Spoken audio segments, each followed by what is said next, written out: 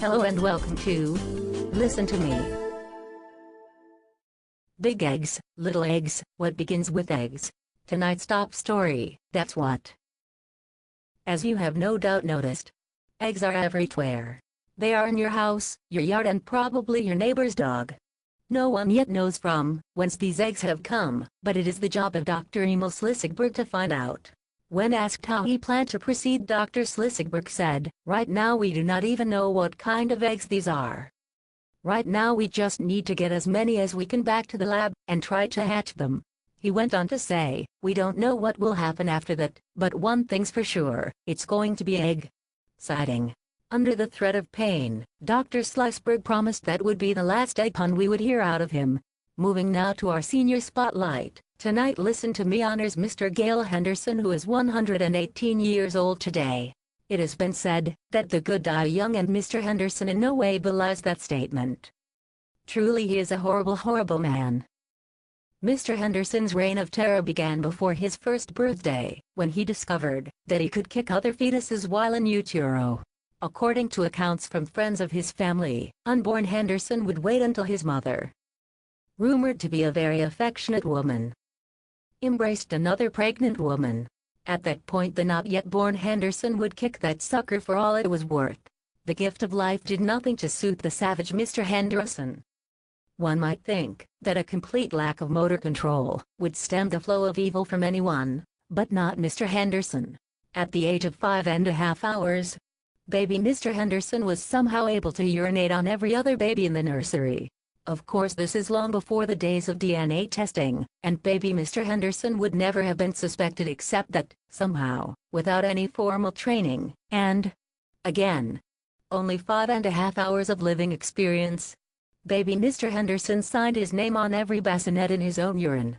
Mr. Henderson's youth was, of course, misspent. Many was the time that he pushed girls into the mud, plowed his field with an elephant, and took a bath on Main Street during rush hour. However, it was not until late 1911 that Mr. Henderson truly made his mark of evil upon the world, when he was given the job of ordering lifeboats for a new luxurious ocean liner called the Titanic.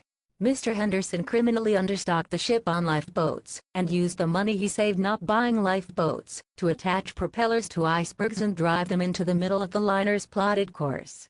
One would think that would be enough evil for one lifetime, but not for Mr. Henderson. He went on to be either completely or partially responsible for, amongst many other acts of cruelty, the Great Depression, World War II, the JFK assassination, the Lincoln assassination. That one involved time travel, and, from what I hear, it was way better before he did that. And the 1970s. Yes, the entire decade all his fault.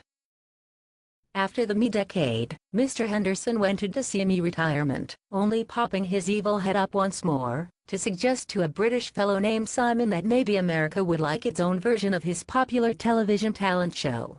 We've just received word from Dr. Slisberg that the eggs have begun to hatch. Dr. Slisberg reports that the hatchlings are unlike anything he has before seen, with the quills of a porcupine, the prehensile tail of an opossum, and the bill of a young goose or gosselin. Dr. Slisberg is calling them porcupossums. In today's crossword clue, 5 across, a double reed instrument of the woodwind family, is oboe. Oboe, oboe. It is not, and I cannot stress this enough, Oklahoma. You may think that it is Oklahoma. You may know with every fiber of your being that it is Oklahoma. You may be so certain of yourself that you bet your BMW against your brother's Lexus that it is Oklahoma. But hear me now, it is oboe. Oboe.